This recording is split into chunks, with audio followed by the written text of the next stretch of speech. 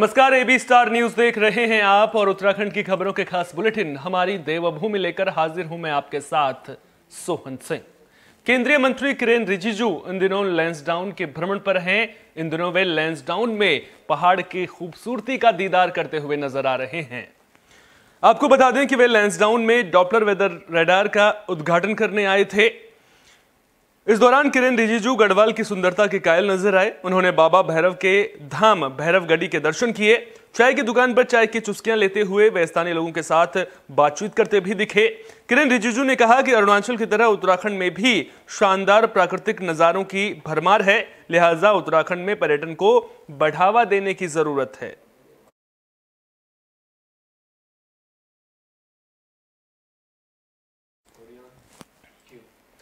तो किरेन रिजिजू लैंसडाउन के भ्रमण पर हैं। आपको बता दें कि लैंसडाउन में केंद्रीय मंत्री किरेन रिजिजू और पूर्व मुख्यमंत्री तीरथ सिंह रावत क्रिकेट के मैदान में हाथ आजमाते नजर आए। इस दौरान गढ़वाल सांसद तीरथ सिंह रावत केंद्रीय मंत्री रिजिजू की गुगली पर बोल्ड हो गए। वहीं जब रिजिजू बल्लेबाजी करने आए तो उन्होंने तीरथ सिंह रावत की गेंद पर चौका मार दिया। दरअसल दोनों नेता एक कार्यक्रम में शिरकत करने पहुंचे थे। इस दौरान मैदान में कुछ महिलाएं क्रिकेट खेल रही थी, तभी दोनों नेताओं ने भी क्रिकेट खेलना शुरू कर दिया। दोनों नेताओं के क्रिकेट खेलने का वीडियो सोशल मीडिया पर जमकर वायरल हो रहा है।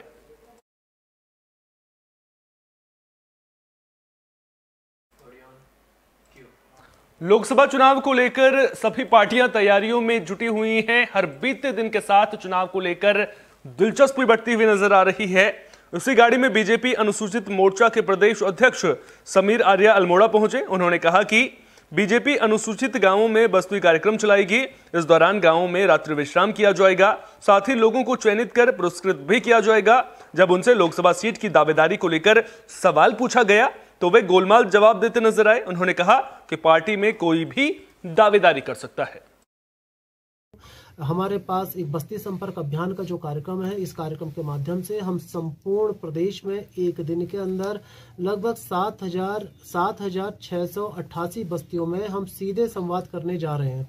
और इस सीधे संवाद के माध्यम से हम लोग उन अनुसूचित बस्तियों में निवास करने वाले हमारे जितने भी वरिष्ठ जन हैं, हमारे परिवार के लोग हैं, उनके संग सीधे संपर्क और संवाद करेंगे। हम उन सभी लोगों में से जो महत्वपूर्ण रूप से समाज के मध्य कुछ कार्य कर रहे हैं, कोई समाज सेवी हैं, वरिष्ठ समाज सेवी हैं, खिलाड़ी हैं, अच्छे शिक्षाविद हैं, ऐसे लोगों को।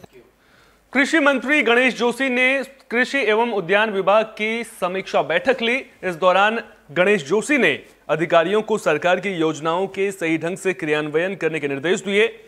बैठक में अधिकारियों ने बताया कि कृषि के लिए स्वीकृत 201 करोड़ के बजट में से 154 करोड़ रुपए खर्च किए जा चुके हैं। वहीं उद्यान विभाग के लिए रखे गए 369.75 करोड़ के बजट में से जनवरी महीने तक 274.04 करोड़ रुपए खर्च किए जा चुके हैं। इसी तरह बागवानी मिशन में 60 करोड़ के सापेक्ष 27.50 खर्च किए गए हैं। एग्रीकल्चर व हॉर्टिकल्चर विभाग की समीक्षा बैठक अपने कार्यालय में की, जिसमें हमारे सचिव, अपर सचिव, डीजी और सारे अधिकारी मौजूद थे। और एक चैनल द्वारा ये बताया जा रहा था कि हॉर्टिकल्चर में 200 करोड़ के सापेक्ष सिर्फ 6 करोड़ खर्च हुआ है, जो कि मैंने जानकारी ली सही नहीं है। उसमें सिर्फ 15 करोड़ रुपये रिलीज हुआ था। उस विषय पे भी चर्चा हुई, आंकड़ों के साथ अधिकारियों ने जिसके बारे में बताया। और दूसरा, मैंने अधिकारियों से पिछली बैठक में कहा था कि हमारे किसानों को एक टेंडर जारी होना चाहिए, जिसमें ये जानकारी हो कि कौन सा बीज कब लगता है, कब उपलब्ध होगा। क्योंकि अक्सर देखने में आता है कि समय पर बीज व खाद न मिलने के कारण किसान को बहुत नुकसान होता है। तो शीघ्र ही उन्हें टेंडर बना दिया है, टेंडर को हम जारी करेंगे। उसके अनुरूप किसानों को खाद व पौध। उत्तराखंड में आंगनबाड़ी कर्मचारियों का हल्लाबोल देखने को मिल रहा है। मसूरी शहीद स्थल पर भी आंगनबाड़ी कार्यकर्ताओं ने अपनी मांगों को लेकर प्रदर्शन किया और कार्य बहिष्कार की चेतावनी दी। इस दौरान आंगनबाड़ी कर्मचारियों ने सरकार पर अनदेखी करने का आरोप लगाया। संगठन की मसूरी ब्लॉक अध्यक्ष जयश्री बिष्ट ने कहा कि आंगनबाड़ी कर्मचारियों से बहुत कम मानदेय उन्हें दिया जाता है, जबकि काम उनसे बहुत ज्यादा लिया जाता है। कर्मचारी लंबे वक्त से राजकीय कर्मचारी घोषित करने की मांग कर रहे हैं, लेकिन इसके बावजूद उनकी मांग पूरी नहीं की जा रही है। आंगनबाड़ी कर्मचारियों ने जल्द मांगे पूरी न होने पर कार्य बहिष्कार करने की चेतावनी दी है। देखिए, ये धरना पिछले 20 तारीख से हम लोगों का पूरे राज्य स्तर पर चल रहा है और यहाँ पर कुछ ऐसे कार्यकर्तियाँ हैं जो असमर्थ हैं नीचे जाने में, देहरादून जाने में सांकेतिक धरना। इसलिए हमने ये निर्णय लिया था कि एक दिन का हम यहाँ पे सामूहिक धरना करेंगे ब्लॉक स्तर पर जी, कि जो कि हमारा जो इस लेटर के माध्यम से जितनी भी ये मांगे हैं सारी जेन्युइन मांगे हैं। C2 के माध्यम से हम लोगों ने ये जो मांगे रखी है पिछले 20 तारीख से हम लोग ये, मुझे लगता है कि इसमें विकासनगर के पश्चिम वाला में 6 महीने पहले एक पुल को तोड़ दिया गया था, क्योंकि ये पुल जर्जर हो चुका था और इस पुल पर कई हादसे भी हो चुके थे।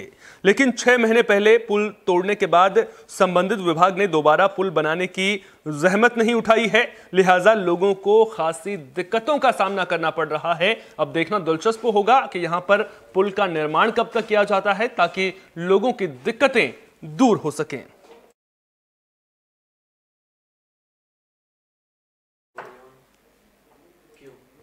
सरकार का फोकस स्वास्थ्य सेवाओं को बेहतर बनाने में है, साथ ही मेडिकल स्टूडेंट्स को आधुनिक तरीके से पढ़ाई की व्यवस्था उनके लिए करने पर भी जोर दिया जा रहा है। मेडिकल स्टूडेंट्स को आधुनिक तरीके से शिक्षा भी दी जा रही है। इसी कड़ी में दून मेडिकल कॉलेज में अब छात्र वर्चुअल रियलिटी के जरिए पढ़ाई कर सकेंगे, साथ ही ह्यूमन बॉडी पर भी रिसर्च कर सकेंगे। दून मेडिकल कॉलेज में 3D कैडेवियर यानी वर्चुअली ह्यूमन बॉडी से प्रशिक्षण देने की शुरुआत की गई है। मेडिकल स्टूडेंट मानव शरीर के संरचना के बारे में भी सीख सकेंगे। जी हाँ, 3D वर्चुअल कैडेवर जिसका कि कल ही माननीय चिकित्सा स्वास्थ्य एवं चिकित्सा शिक्षा मंत्री जी के द्वारा इसका शुभारंभ किया गया। ये एक मशीन होती है और इसके द्वारा हमारे जो मेडिकल स्टूडेंट्स होते हैं, MBBS के स्टूडेंट्स होते हैं, पैरामेडिकल के स्टूडेंट्स होते हैं, उनको बॉडी जो कि ह्यूमन बॉडी है उसमें उसकी संरचना जो एनाटॉमी, जैसे कि स्किन है, जो टिश्यूज़ हैं, मसल्स हैं, बोन हैं, नसें हैं, आर्टरीज हैं, तो ये समस्त संरचना के बारे में जो सिखाया जाता है। होता यूँ कि पहले जो कि कैडेवर जिसे हम बोलते थे पहले खूब मिलता था और अब जो है इसकी कमी आई है। और अभी जो रियल कैडेवर होते हैं उसमें जो है क्योंकि कमी आने की वजह से ये तकनीक निकाली गई है और इसमें वर्चुअल कैडेवर बोलते हैं, जो डेड बॉडी वर्चुअल जो है उसमें जो भी जो संरचना होती है बॉडी की उसे जो है। हरिद्वार के रोशनाबाद में सिडकुल के एकम्स कंपनी में पुलिस ने जागरूकता अभियान चलाया। इस दौरान पुलिस ने साइबर क्राइम को लेकर कर्मचारियों को जागरूक किया। कर्मचारियों को साइबर ठगी के नए तरीकों जैसे अनजान लोगों से वीडियो कॉल, मोबाइल में OTP भेजकर, फर्जी लोन के दस्तावेज भेजकर, सोशल मीडिया के जरिए फर्जी अकाउंट बनाकर ठगी करने वालों से सावधान रहने की अपील की गई है। हमने एकम्स कंपनी में अभियान चलाया है, क्योंकि हमारा अभियान चल रहा है तो उसी के तहत एकम्स के लोगों को, वहाँ के एम्प्लॉइज़ और मैनेजमेंट के थे सब, लगभग 200 से 250 लोग थे, तो सबको साइबर सुरक्षा के लिए जागरूक किया हमने और किस तरह से उनको, अगर उनके साथ कोई भी साइबर फ्रॉड होता है तो आगे की कार्रवाई क्या करना है, किस तरह से उनको बचना है, दोनों ही चीज़ों पे हमने पूरा फोकस किया था। हमने उनके लिए एक प्रेजेंटेशन भी दी थी और काफ़ी सारे पॉइंट्स भी, जैसे आप देख रहे हैं कि क्या करना चाहिए और क्या नहीं करना चाहिए, वो सब हम।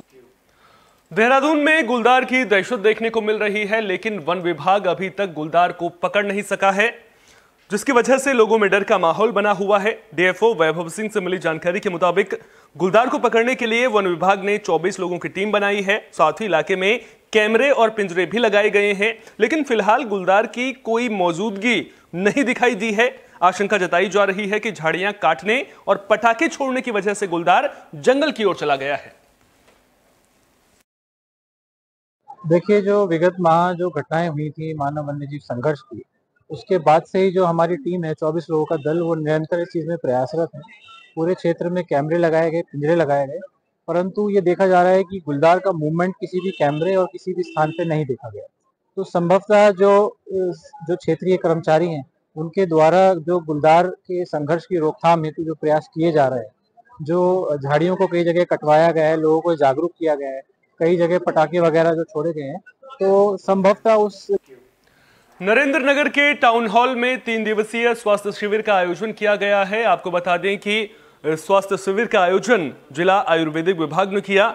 27 फरवरी तक चलने वाले इस शिविर का शुभारंभ वन मंत्री सुबोध उनियाल ने किया। उन्होंने कहा कि पहाड़ों में आयुर्वेद चिकित्सा की विधाओं को जन जन तक पहुंचाने, एलोपैथिक के मुकाबले होम्योपैथिक इलाज के दूरगामी सुखद परिणामों की जानकारी देने और असाध्य रोगों से छुटकारा पाने को लेकर जानकारी देने के लिए शिविर का आयोजन किया गया है, ताकि लोग आयुर्वेदिक इलाज पर भरोसा करके इलाज करवाएं। हिमालय के लोग हैं, हिमालय में जड़ी बूटियों की शुरुआत ही आपने देखा कि रामायण में भी जब लक्ष्मण जी को शक्ति लगी तो आखिर हनुमान जी को हिमालय से ही जब सजी में लेके गए तो उसने उनको जीवित करने का काम किया। तो ऐसे ऐसी जड़ी बूटियाँ हमारे पास हैं, तो जो आयुष जिनके माध्यम से आयुष पद्धति के माध्यम से लोगों को मानसिक और शारीरिक तौर पर भी स्वस्थ रखा जा सकता है, और साथ साथ अध्यात्म के प्रति जो कि हमारी संस्कृति से जुड़ा हुआ है अध्यात्म, उसके प्रति भी लोगों का झुकाव होगा। और जब लोग अध्यात्म से भी जुड़ेंगे तो कहीं ना कहीं वो परिकल्पना जिसमें कहा गया है कि राम राज्य की स्थापना हो, लोग अमन और चैन और शांति से रहें, मतलब उसके लिए भी बहुत बेहतर कारगर उपाय। ये जो 3 दिन का कार्यक्रम है, ये हमारे आयुष विभाग द्वारा जो है ना प्रत्येक जनपद में शिविर लगाए जा रहे हैं। हमारे यहाँ नरेंद्र नगर में भी ये लगाया जा रहा है, और जिसका उद्घाटन हमारे यहाँ आज माननीय मुख्यमंत्री जी द्वारा किया गया है, सुबोध उनियाल जी के द्वारा, जो कैबिनेट मंत्री हैं। इसमें हमारे यहाँ जो ना आयुर्वेद की जो चिकित्सा पद्धति है उसमें। उत्तराखंड की खबरों के खास बुलेटिन हमारी देवभूमि में फिलहाल के लिए इतना ही। अपना बहुत बहुत ख्याल रखिए। देश और दुनिया की तमाम अहम खबरों के लिए देखते रहिए AB स्टार न्यूज।